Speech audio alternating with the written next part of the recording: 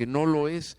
Eso no quiere decir que los odiamos, que queremos que les caiga un rayo, que desaparezcan del planeta. Nada de eso. ¿Sí queda claro, mis amados? Por lo tanto, en esa marcha no se vale ni carteles ofensivos o que ellos lo consideren homofóbicos, ni expresiones ofensivas. No es nuestro propósito. O sea, ténganlo bien en claro. Es más, queremos tener hasta una comisión de censura de cartelones, porque no queremos que se agarren de eso para decir que somos homofóbicos. No lo somos. Simplemente queremos que encuentren la solución a sus problemas, pero sin recurrir a una figura que es la base de la sociedad, como lo es el matrimonio. Bueno, dicho esto, y después de agradecerles el apoyo que ustedes nos están brindando, bueno, vamos ahora sí a la palabra de Dios y vamos a el libro de Romanos 8. Yo creo que es el himno de victoria de los cristianos. Romanos capítulo 8, porque se nos habla que somos no vencedores, sino más que vencedores, más que vencedores.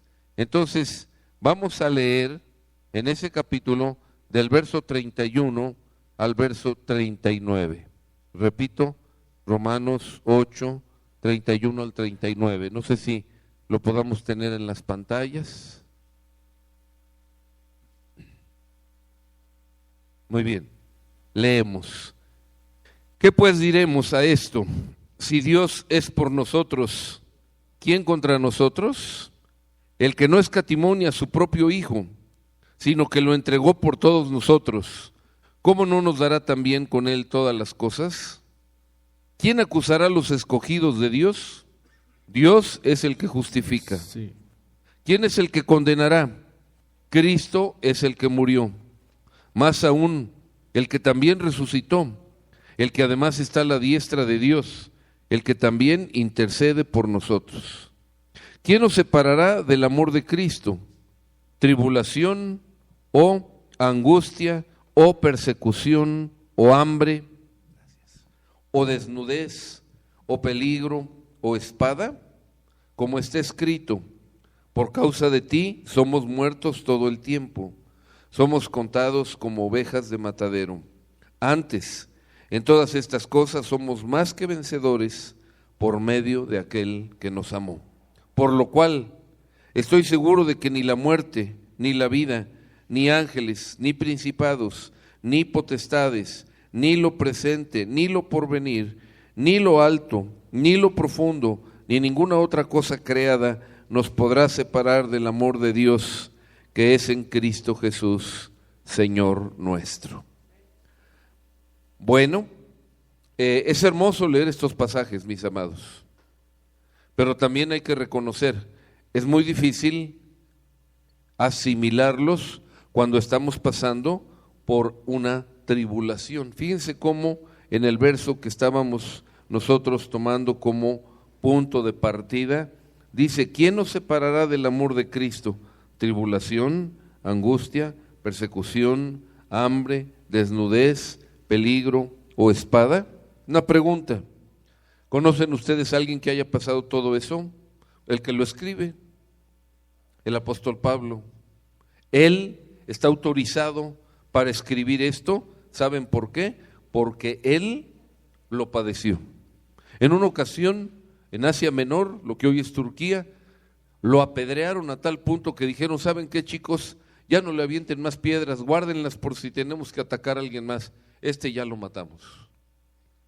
Y así se fue la turba y Dios permitió que este varón casi volviera a la vida. Yo, en lo personal, leyendo toda la literatura paulina, sinceramente creo que sí lo mataron, es lo que yo pienso. Porque luego el apóstol más adelante escribe, con modestia, por cierto, dice, conozco a alguien que fue al tercer cielo. No sé exactamente cómo explicárselos. Está hablando de sí mismo. Es decir, él llegó a la presencia de Dios. Él llegó a un lugar donde pocos pueden llegar, pocos han llegado. Yo sospecho que fue en esa ocasión, lo apedrearon y ya su alma se había ido con Dios. Pero Dios le dijo, ¿qué crees? Tengo planes para ti. Te voy a permitir que veas esto, ve lo otro. Por cierto, de lo que veas te prohíbo que hables o escribas. Así como a Juan le dijo, ve y escribe, a él le dijo, te prohíbo que escribas. Entonces, de alguna forma, el apóstol regresa otra vez a su cuerpo, su alma regresa a su cuerpo, y entonces sigue su ministerio, porque tenemos nosotros una garantía. Nadie nos puede hacer nada, nadie puede privarnos ni siquiera de la vida, mientras no hayamos cumplido con nuestro tiempo, con el proyecto de Dios en nuestra vida. Somos invencibles mientras eso no suceda. Y así le pasó al apóstol, regresó y bueno, siguió siendo útil hasta que le llegó su tiempo. Entonces, en primer lugar, el que escribe esto está autorizado para escribirlo, sabe de lo que habla. Segundo, es difícil cuando nosotros estamos pasando precisamente por este tipo de pruebas o por este tipo de ataques, es muy difícil decir realmente, sí, yo soy más que vencedor. O a veces, aunque lo digamos, si creemos que es en nuestras fuerzas, si creemos que es por lo que nosotros creemos o pensamos, por nuestras convicciones, podemos fallar. ¿Conocen ustedes a alguien que lo haya hecho, que haya fallado? Les quiero recordar a el apóstol Pedro. ¿Se acuerdan qué pasó con Pedro? Señor, yo estoy dispuesto a seguirte hasta la muerte. No importa lo que me quieran hacer, cuenta conmigo. Y para muestra, sacó la espada de uno de los atacantes, le voló la oreja. Hasta buena puntería tenía. Como diciendo, mientras yo te viva, tal vez estos otros 10 que quedan te nieguen, pero yo jamás lo haré. Antes de que pasaran 24 horas, ¿qué pasó? Lo había negado no una, 3 veces. ¿Por qué? No lo critico, es un representante de ustedes y de mí, cuando queremos hacer las cosas en nuestras fuerzas. Esto no se trata de hacerlo en nuestras fuerzas, por eso es que Dios me permite transmitirle esto a ustedes. No es en nuestras fuerzas, no es nuestro punto de vista, sino lo que nos dice es, hagas lo que hagas, pase lo que pase, nada va a impedir que Dios te siga amando en Cristo Jesús. Fíjense, ¿quién nos separará del amor de Cristo? No es cuándo vas a dejar de amar a Cristo, no es cuándo vas a negar a Cristo, no, ¿quién te va a separar de ese flujo de amor que viene de Cristo hacia ti? Nadie. ¿Sí? Entonces, hay que cambiar un poquito la forma de entender este pasaje, es con la óptica de Dios y no con nuestra óptica. Hay que saber que aunque tengamos ese tipo de pruebas, ese tipo de obstáculos en la vida, Dios no nos va a dejar. Eso es la esencia del mensaje que yo quisiera compartirles a ustedes en esta hora. Y quiero hablarles de 3 ejemplos. Primer ejemplo es de un hombre en el tiempo de los jueces. El tiempo de los jueces viene después de la conquista de la gran mayoría del territorio que Dios le había prometido a Abraham. Josué mete al pueblo a la tierra prometida, hace la repartición de la tierra a medias, hace pactos con quien no debió de haber hecho pactos, y entonces dejó una situación un poquito peligrosa para la nación de los judíos y para la adoración de Dios. Entonces acompáñenme por favor a el libro de Jueces, capítulo No, permítanme un segundito, capítulo 6, Jueces 6, y vamos a leer del verso 11 hasta el verso 16. Dice así: vino el ángel de Jehová y se sentó debajo de la encina que está en Ofra, la cual era de Joás Abieserita, y su hijo Gedeón estaba sacudiendo el trigo en el lagar para esconderlo de los madianitas. No era el lugar para sacudir el trigo. El trigo, ¿para qué lo estaba sacudiendo? Para quitarle la cascarilla y el resto de la espiga, que no era útil, y para que cuando se moliera el puro grano de trigo. Ahora hay procesos obviamente mucho más automatizados, pero hay procesos que inclusive dejan parte de la cascarilla, porque resulta que la cascarilla es fibra y nos hace bien. En los tiempos de Gedeón ni se conocía ni se practicaba esto. Era apartar la cascarilla, los restos de la espiga por un lado y el grano por el otro. Se molía el grano y el resultado era harina de trigo. Y con la harina de trigo se hacían tortas, un tipo de pan que todavía se sigue usando el día de hoy, que se conoce como pita.